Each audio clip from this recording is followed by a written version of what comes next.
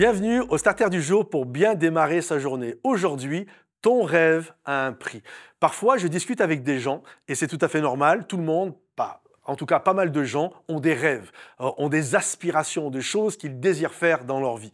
Et je pense que c'est tout à fait bien, mais la réalité est la chose suivante. C'est une chose de rêver, c'est autre chose d'accomplir le rêve qu'il y a dans notre cœur. Un rêve, ça ne coûte rien quand on fait que le rêver.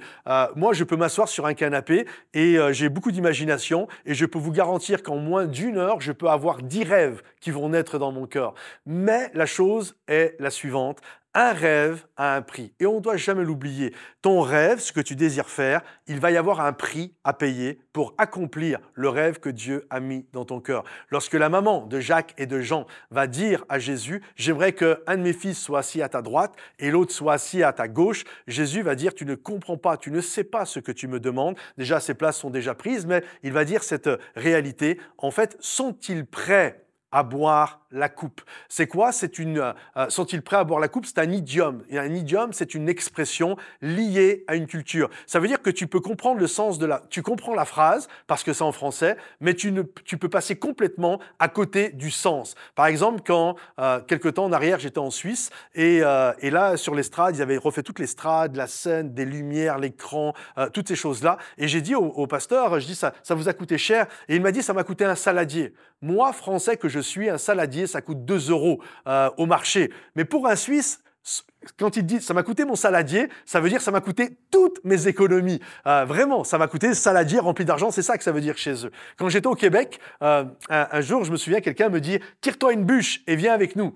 Et j'étais là, tire-toi une bûche, je comprends, c'est du français, tu vois. Mais vous voyez, mais là, j'étais là, j'ai cherché une bûche, moi. Et là, il s'est mis à rire, le Québécois, il m'a dit « non, ça veut dire prends-toi un tabouret et viens t'asseoir avec nous ».